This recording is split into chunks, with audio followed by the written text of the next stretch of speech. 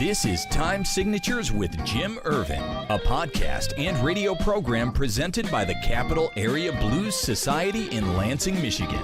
Most any contemporary musical style can trace its roots back to the blues.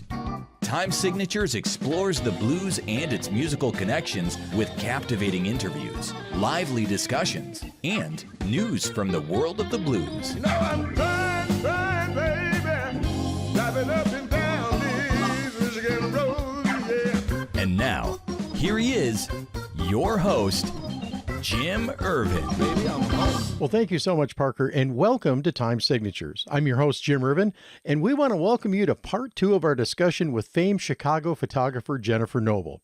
As always, you can listen to previous episodes of Time Signatures by going to lcc.edu. And I wanted to step back and talk just a little bit about your recent trip to Chicago.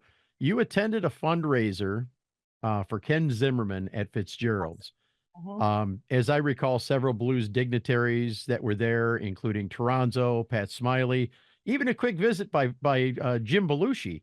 And I absolutely love the photos that you posted. Being a Chicago native, that must have been a really difficult time for you, wasn't it? Wow. I can't tell you. He ran that Harlem Avenue Lounge for 31 years. And like a lot of people posted all over Facebook, he gave so many artists their start, you know. Sure. And so he was iconic. And he was sort of halfway between Chicago. So if you lived in the suburbs like I did, you know, 25 miles out from Chicago, he was like the halfway point. So you didn't have to go all the way to the city. There was always parking. He only charged $6 to get in. I think he might have raised it to 10 at the end. But the guy didn't own much, you know, he lived for the blues. He gave everything he had to this tavern, Harlem Avenue Lounge. It was a small kind of tavern with a pool table in the back, small stage up front. Drinks were, I would say, almost cheap, you know. And so you could afford to go there. You could afford to go for a night out and see fantastic blues, you know, about 4 days a week. I think he did it, you know. And God bless this man. You know, and this is another thing about Chicago that I love, why I got to go back there. Like I mentioned earlier, there's a community there, and people, did you see this place? Tickets sold out in like a day to support this fundraiser. That's how it is there. We all come together to help one another, or help an artist, or help someone needs help. And it's not a problem, you know. And they're thinking about having another one because he had a lot of debt. From running that club right to the end, bless his heart, bless his blues loving heart. You know, he didn't want to close it no matter how much little money he made, you know. And so I don't think they'll have a problem doing another one for him. And that's really hard. It's really hard to see an iconic venue like that close. You know, I think it's hard no matter where you live, and when one of your favorite places closes, you're like, there's like a hole. There's a hole, like, ooh, where do we go now? You know, because some people, Chicago is rough, just like any big city. A lot of my suburban people are kind of a little scared to go downtown late at night, you know. Another thing, I think, because the clubs are open, so they start so late and end so late, you know. The Kingston Mines, I don't know if it's still going to 4 a.m., but they don't even put on the first act till 9:30, 10 at night.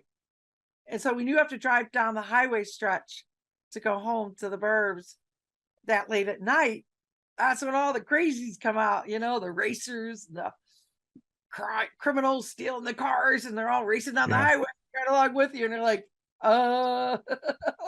you know, so people aren't, you know, a little bit more cautious about going to the city. So he was there. He booked those blues, you know.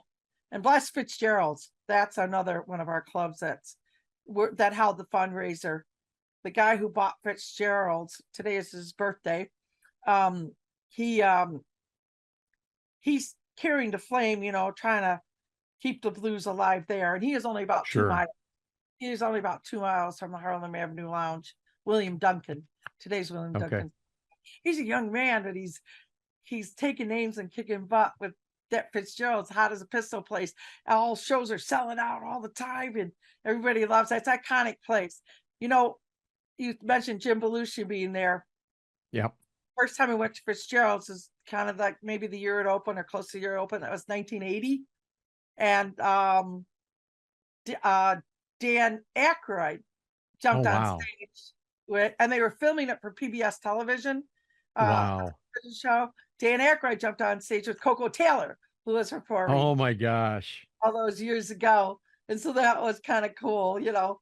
And but yeah, but I know people that love the blues love to come to Chicago, and we're really good about getting you up on stage. If you come to Chicago, and especially if you're another blues artist, say you got a guy coming down from Lansing, all you got to do is go up and ask a musician and say, "Can I come up and play a couple tunes with you?" And I've already been told by several people, if you do that, you better not be half-assing it. You better be doing it for real. Well, see how they get around that? They always play a classic tune that everybody knows. You know, Yep. it's kind of bad for us because we hear a lot of the same songs. But if you go see enough blues in Chicago, but it's good for the tourists and people coming through. They don't care, and but we're really good like that in Chicago. We just embrace each other. The musicians embrace each other. And what a really cool thing, sometimes late at night there used to be Blues on Halsted across the street from Kingston Mines, but that closed, and that's another heartbreaking one that closed. All the artists, when they get off work, they go down to the mines. So you'd see some like big names like Christone Kingfish. He comes to the mines after his big show at the City Winery, and then of course everyone's gonna call up Christone, to play immediately. He walks in the door, and that's kind of how we are. Sure. A lot of famous musicians, when they're playing all over Chicago, even if the Rolling Stones, like when they play, they always go to Buddy Guy's. Stop at a Buddy Guy's, and so it's vibrant and alive there for the blues. I feel so lucky. Now, Jennifer, I have to ask you, did you ever have, as a photographer, did you ever have a fanboy or in your case, a fangirl moment while shooting? I mean, did the weight of what you were shooting ever hit you? All the time. Yeah, I'm always in awe. Quite often. One of my favorite bands is the Cashbox Kings. Sure. And that Oscar Wilson. I just can't get enough of his voice and his singing style. And he was one of the last shows I saw where they played at Rose's Lounge, another iconic venue, right before I left town. And to see him in such a small little venue is really special. And I remember he sang a Lattimore hit, "Let's Work It Out." Okay. Is that it? "Let's Work It Out." Yeah, Lattimore. And I was like, oh, that's cool. That's a soulful song, and instead of singing because he had a couple drinks and he goes, "I'm just gonna take over and sing what I want to sing." They have a few albums out on Alligator Records. He goes and he started singing some soul tunes and some good stuff. I'm like, yeah, you go, Oscar. Yeah, I've had lots of moments, because I love the blues so much. Brings me to tears. One of my favorites is Mavis Staples, of course. Sure. Who is on the cover of my book. I wanted more of an in-depth interview with her, but I tried everything under my power. And I even put notes, because I'd be in the photo pit, like when I see her in London, I wrote up a big card and put it right on stage at her feet saying, "Would you please be in this book and give me more?" Couldn't never happen. That was a heartbreaker because Mavis always brings me to tears. I'm always in the photo pit right by her. I'm like, "I love you, Mavis." She goes, "I love you too." I was like, one more moment that I had. No, go ahead, please. Really big for me. Several years ago, I'm a big Otis Clay fan. I was a big Otis Clay fan, and UV Hayes is in my book, and he was good friends with UV Hayes, who is from St. Louis, and her husband is Bernie Hayes, who's a 50+ year DJ, by the way. Bernie Hayes, look them up. And Take Me, oh my God, what's the song? Take Me to Heaven. Oh, Jesus, I should have wrote this down. But 1 year on the Chicago Blues Fest, it was about 2012, maybe 13. They got up and sang one of my favorite songs. I shouldn't have brought it up because, let me see. Hold on. Let me see if I can. Oh, No, wait, you're can fine. you see me? Can you see me still? Yeah, I see you. Okay, good. Because I'm kind of. She's cheating. She's looking on her computer to look something I up. know because the And song we're was. doing it live. I know. Is that bad? Is that bad? No, you're fine. Yeah. So there's a song that they sang, and it was on stage at the Chicago Blues Fest, which, when you're in the front row at Chicago Blues Fest and you turn around and you look back as far as you can see, um, it's a moment. You have quite a few moments, and I'm always grateful for that photo pass. And I've had that photo pass since the late 90s. Wow. I've had that photo pass since the late 90s, and I don't take it for granted for a minute. See, in my very first photo pass was last September. I got to shoot Night Ranger. They were the headliner for a private party called Bailey Fest down in Jackson, Michigan. And some friends of mine are a part of a band called Brother Earth. It's three people that toured extensively with Rare Earth back in over the last 30 years. And they gave me the first three songs, and they told the security guy told my husband as he was standing outside of the pit, if he doesn't come out of there at the end of the third, we're going to go and drag him out. And that was my first professional press pass, but I understood the respect that was given to me in that opportunity. And so when I had a chance to go and shoot Joe Bonamassa a couple of months later over at the Fox Theater in Detroit, which his photo hangs up here. You can't see it probably from the angle that the camera is right now. Yeah, the edge of it is over there just to the left of the Time signature sign, but you can see the little press pass sticker that I've got up there. It's a sticker of Homer Simpson, and that's the design. That's what they used for the press passes that night. But I remember being taken up to the front of the stage. I was allowed 15 feet off the stage, left or right, not center, because I couldn't be around people and blocking their view, of course. And I remember seeing Joe walk out on stage, and the goosebumps just come that haul off my arm. And from the first time, the first note that he hit on that guitar, I was like, I'm actually doing this. And it was such a cool experience, such an out of body experience, if you will, to be able to shoot those first three songs. And it's a memory that I'll treasure for the rest of my life. Yeah. Steal Away to the Hideaway. That was a song. Take a See, note I of that. gave you a little time. Google Steal Away to the Hideaway, UV Hayes and Otis Clay. That was a moment Okay. I'll never forget. Another moment that I had is, of course, with Etta James. Oh, Etta wow. James sang, I think it's Funny Valentine. Is that the name of that song? Funny Valentine? I don't know. The way she just sang that song, oh my God, shivers down my spine. But Etta James can do that to you. She can do Yeah.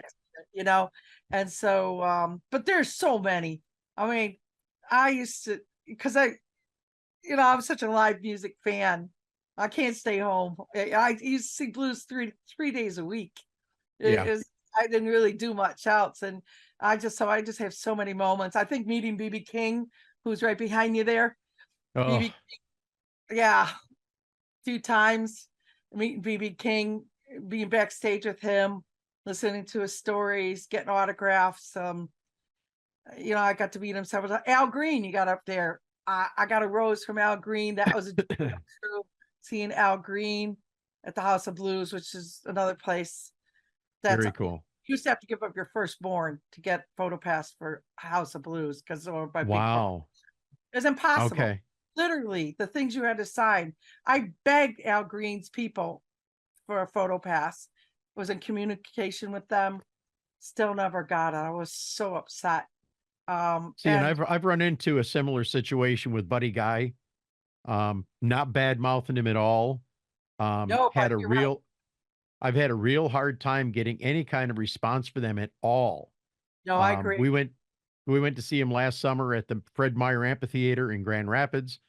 No response. We were going to go to see him at his location in Chicago at Buddy Guy's Legends. No response. I'm not going to give up. I'm like you. I am trying to preserve the history of the blues one story at a time, which is exactly what I'm doing with you right now.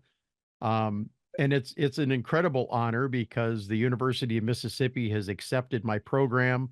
They're going to take my episodes. We're in the process right now of doing transcriptions for all of season 1.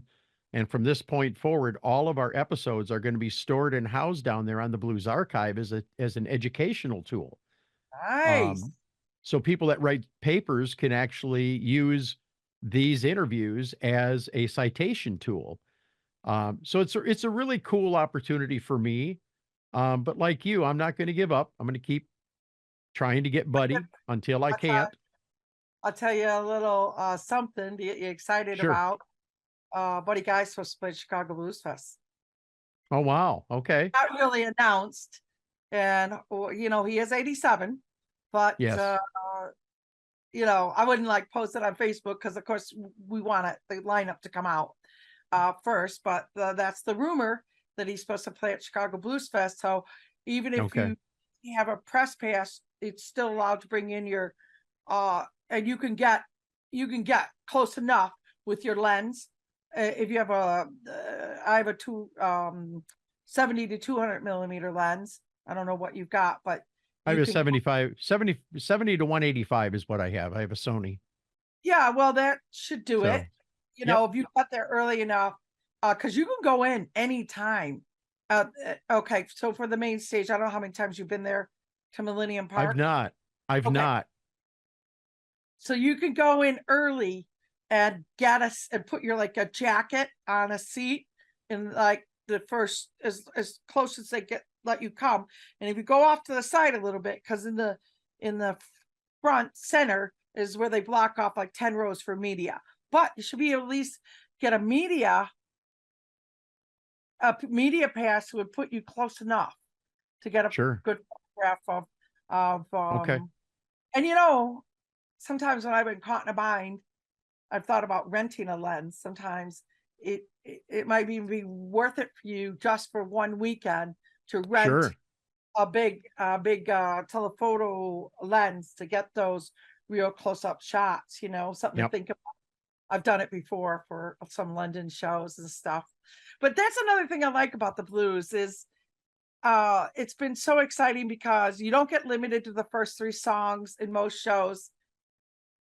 Maybe Joe Bonamassa, but that's not common. Because you know what I call the first 3 songs? This is photography talk, by the way, between you and I call them ass shots because they're always like turned around, adjusting their amps, you know, and you only got 3 songs, but they're spending the first 1.5 songs adjusting their guitars, their amps, and everything. And they got their back to you. And then by the time, I'd rather have the last 3 songs because then they're already sweaty and, you know, look like they played their butts out. And this first 3 song thing comes from the 1980s and is so out of date. And it's maddening that they still have this rule in place because who cares? You know, well, to Joe's credit, okay, and I'm trying to get him on here. So I definitely want to speak. I'm going to speak honestly, but I'm going to speak well of him. From start to finish, this man put on, he calls his concerts a 2-hour escape from reality. It was non-stop entertainment. He busted his tail. He was on the right side. He was on the left side. He was center stage. I didn't see him go back and tweak amps or play with his guitar. He was out there jamming. He was out there doing it. And I was really fortunate that I got some great shots with him. And of course, he brought one of our local legends, Larry McRae, out on stage for a Oh, song. I love Larry. You know, Larry is such a cool guy. I put Larry up in his band twice here in London in my home. Did you really? One time I wasn't even here. I said, well, the keys under the mat. Just let yourself in. Because I was at a show and I said they were going to put him in a cheap motel near the airport, and I'm 5 Sure. miles. Heathrow, one bus ride. And I go, Larry, why don't you and the band come stay with me? I can put you guys up. And we had an absolute ball. He stayed, I don't know if the second time I think he stayed, I don't know, maybe he stayed 3 times now, because we've had jam sessions. I have a video on YouTube of him singing Soul Shine in my living room. Oh, wow. I know, it was a moment. Wow. It was a moment. Now, this guy hanging over here behind me, Freddie Cunningham, does Soul Shine as well with Root Doctor when he had the Root Doctor band, but they just retired a couple years ago. And I didn't realize that it was, Larry had used that as one of his trademarks for so many years, but he sure did. Yeah. I like it way better the way Larry does it than Warren Haynes. Oh yeah. Yeah. Hey, we are coming close to the end here, but I got a few more questions that I have to ask you. Okay, this is going to be a couple. No. I'm having a blast. I don't know about you, but I mean, we've been at this almost 45 minutes and we're just rocking and rolling and having a good time. Yeah. But I got a couple rapid fire questions for you. Top of the mind, favorite blues festival, hands down. One of my favorite. Your favorite.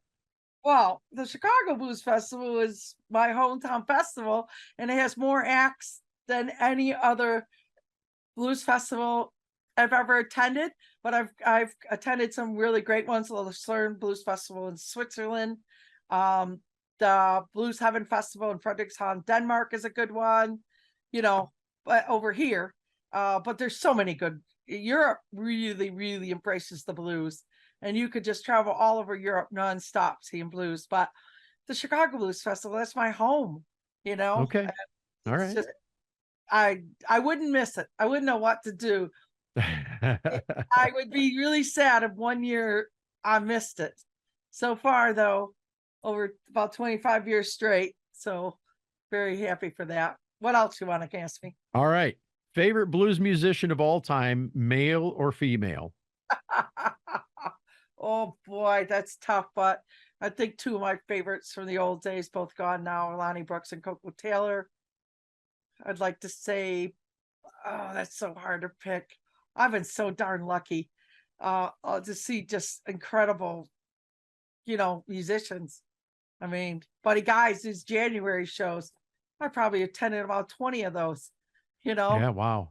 His shows where you see him up close and personal, and I've been pretty darn lucky. I think Chicago Blues Guide has really helped because Linda Kane, my editor, has been able to get me press passes all over the world, and I've been, thankful, very thankful. Yeah.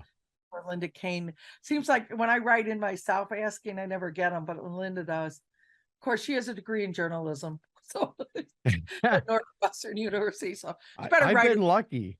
Yeah, I've been lucky. I've put in 2 requests. I've gotten 2 approvals. And one of them was the day of. That was the Night Ranger concert. Very, very fortunate. Favorite story during your shooting career? Is there one story, good or bad, that comes to your mind as you look back over the last 30 years that you've been shooting the blues? Like, what do you mean by story? Like a favorite story, something that was really cool that happened, something that was, that was very dramatic, or something that was negative. Just your favorite story, something that pops into your head. I don't know. Like one of the last appearances at Otis Rush, who was a favorite of mine. Otis Rush, too, by the way. Oh, mind-blowing performer. I remember being at Chicago Blues Fest, and it was one of his last appearances before he had a stroke. So it was a really important performance. It was pouring rain, which is not a good thing for photographers and their equipment. And everybody had left the festival. And so Oh, wow. a couple photographers who were just trying to get a few shots, but eventually we had to give up that. I just remember thinking, God, here he is on the big stage. And this was moment to, because I'd photographed him in some of the clubs, but not on the big Sure. stage at Chicago Blues Fest. And, you know, after that, he had the stroke and he never performed again. And I remember thinking, damn, why did they have to rain so hard that day? You know, but like I said, that did you said moments? Did you, what were you asking me again? What was Yeah, the just question? a favorite story. I think that covered it. That Yeah, covered it. you know, that UV Hayes and Otis Clay moment, Steal Away to the Hideaway. That was a moment too. So, and I've been on all the European blues cruises that my friend Lisa, who lives in Marseille, France, put on. So, and she brought over mostly Chicago artists because she put Toronto kind of in charge of that. Toronto Okay. Toronto Canada bring over the Chicago artists. I suggested a couple too, like Nora Jean Wallace is one of my favorite performers too. She's in my book.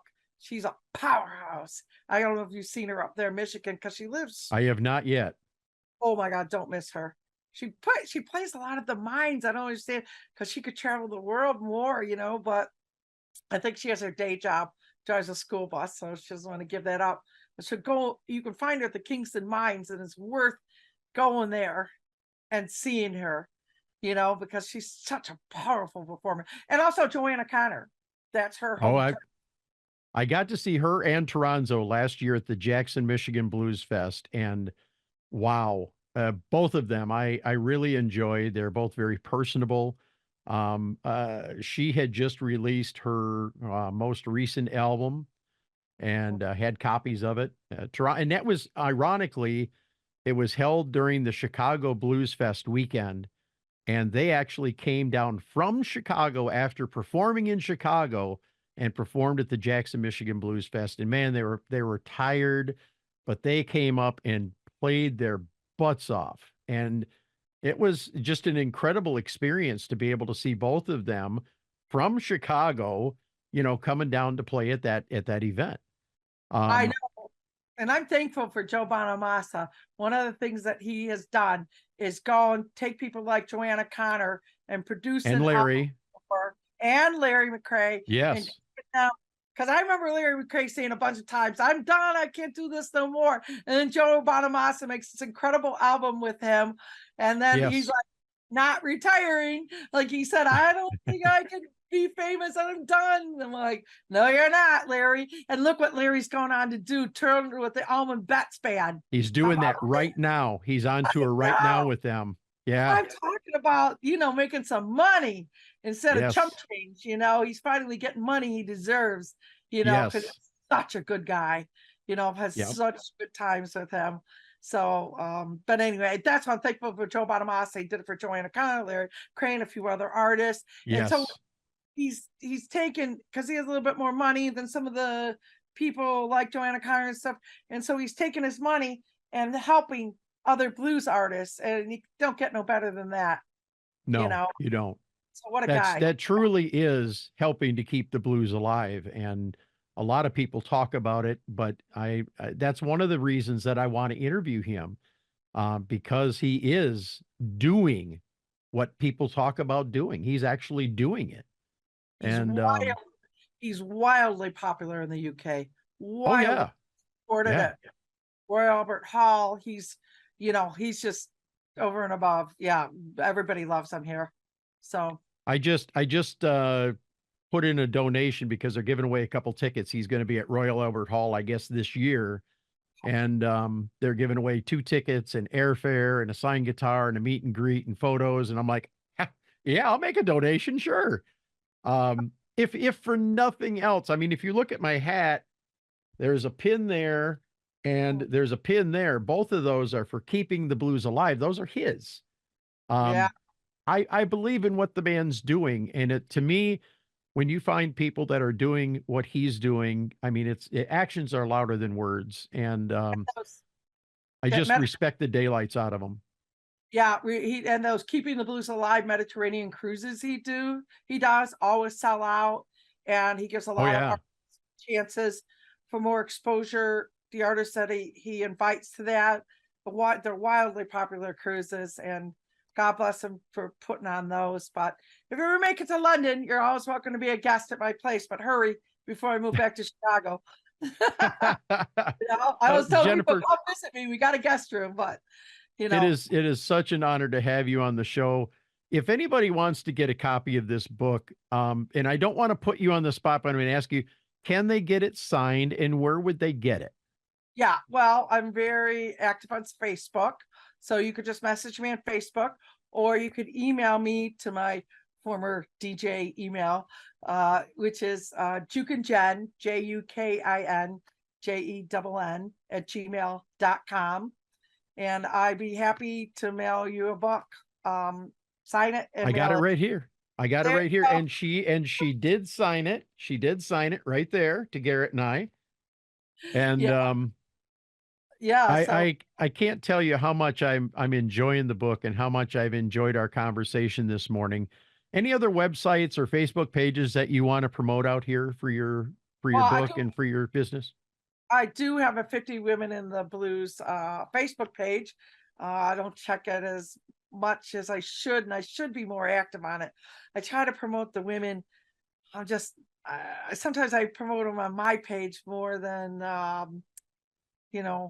than 50 Women in the Blues. But it's out there. It tells you how to get a hold of me and stuff. And Instagram, I do have an Instagram page, but guilty of not really doing much with it. It's hard to keep up with all this social media stuff, but I'm really easy to get a hold of on Facebook. Just like you messaged me, Yeah. I got back to you, and I'm a busy girl. I travel a lot. I'm never really home. I'm always looking for the next blues gig, and always, try to pack up here and get out of London. I've been here 13 years. It's time for me to go home. Well, Jennifer Noble, it has been a pleasure to have you on Time Signatures, and continued success to you. Hopefully you can sell a couple million copies of this book. That'd be a great retirement gift for you. And of course, I look forward to meeting you in person one day. And, whether it's I come down there or if you make it up to the Lansing area for our Blues Fest, whatever the case may be, I definitely look forward to meeting you at some point down the road for sure. Thank you so much for being here. You're welcome. Thank you for having me. And I hope that you consider making it to this year's Chicago Blues Fest. I think you'll really enjoy it. Jim Ervin reminding you, keeping the blues alive is everyone's responsibility, but preserving the history of the blues one story at a time is my mission. Until next time, be well and so long.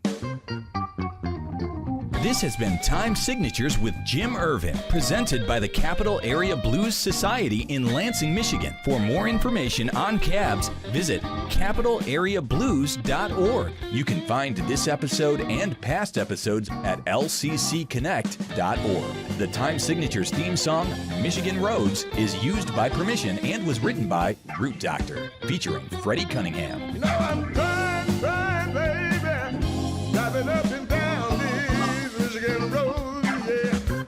Until next time, keep on keeping the blues alive.